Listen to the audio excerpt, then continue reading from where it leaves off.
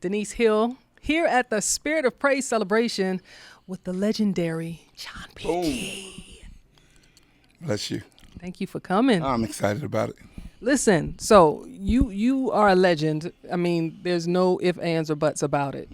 I mean, really. I mean, that's the word they use, you know. That's the word on the block. Legend means longevity, so I'm going to take it tonight. Okay.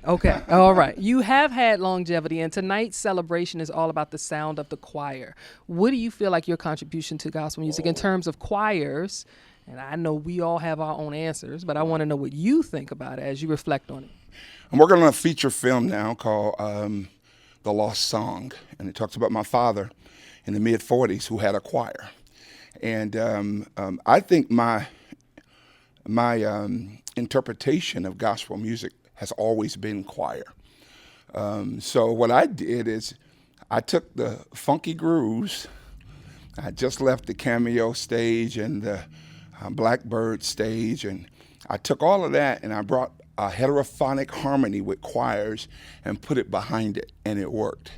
I do not take the credit. I talk about it in the film, that this was our heritage. So to take that simple harmony and those grooves, and I even used traditional music, which was normally used by quartet, and put choir behind it. And then it just started. The Hawkins Seminar was the first writer to write more than one song for GMWA. And so I had the blessing of James Cleveland early on, and I wrote for Florida Mass. So the choir, to me, was my foundation. Wow.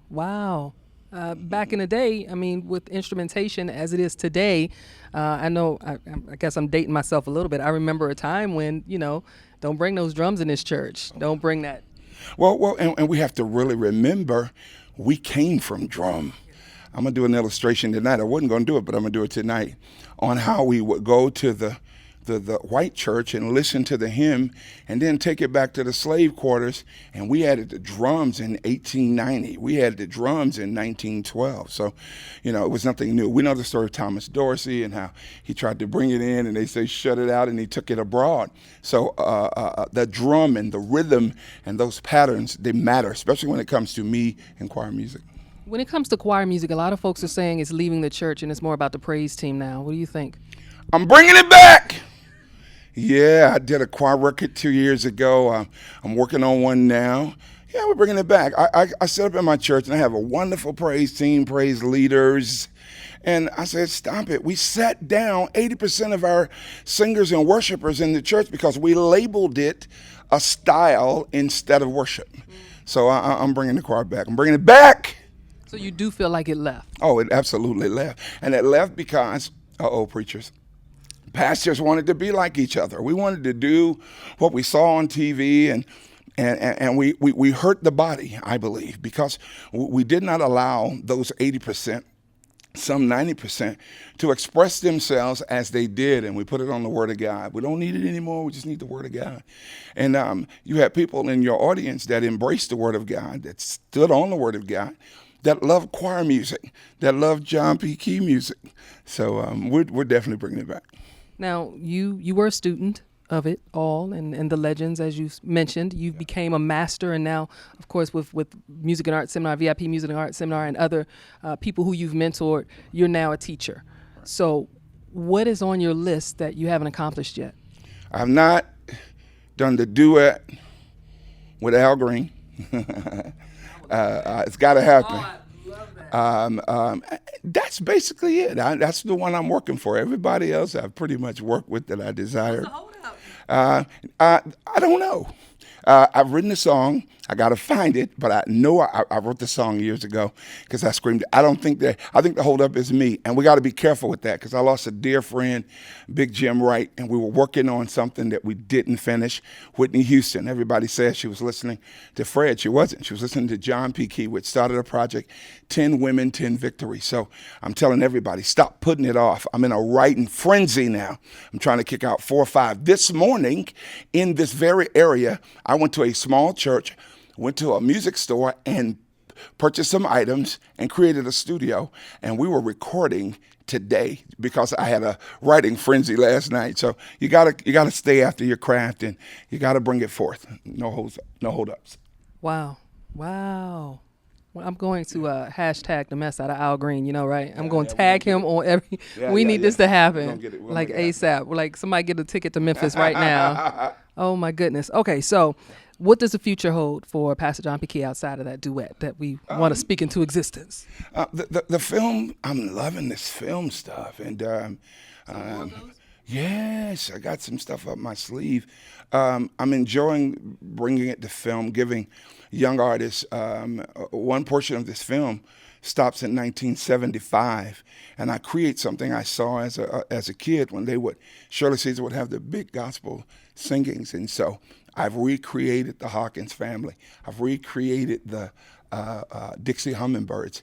And watch this. The way I will bring the millennials to the table is the millennials are acting the gospel greats. These younger ones are acting in the actual feature film, and they become these old artists. I've got a Mahalia Jackson out of Dallas. I mean, it's just going to be it's been a wonderful experience. So I'm excited about bringing these stories that I heard for years to the screen.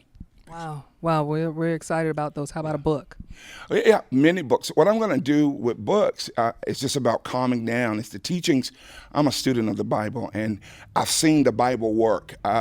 My church is not built with the elite and the rich, quote unquote, but I went back and got all the folk that the other churches didn't want. And I sold drugs in the same neighborhood, so I got to kind of fix what I poisoned. And now all my boys getting out of jail, so we're giving them something positive to do. And, you know, it's just, we have 53 active ministries that go outside the four-wall structure. So when it comes to books and relating the message, I've got tons, because I save every teaching, and every teaching is a chapter. So look out for more books from John P. Key. Wow, that's a huge thing in and of itself. Folks coming out of prison now, yeah. All the partners that did what I did. Yeah, I think so. I guess we have interviewed, because I remember you telling a story about a casket and running drugs through using. Well, I was in Bad Boys 2, the movie. My daughter and I, she was younger than Shannon, and I started crying in the movie because that was the first time I really saw how cocaine was distributed in America. I was really, I said, that's the real deal. Back in, I'm telling too much, but yeah, that.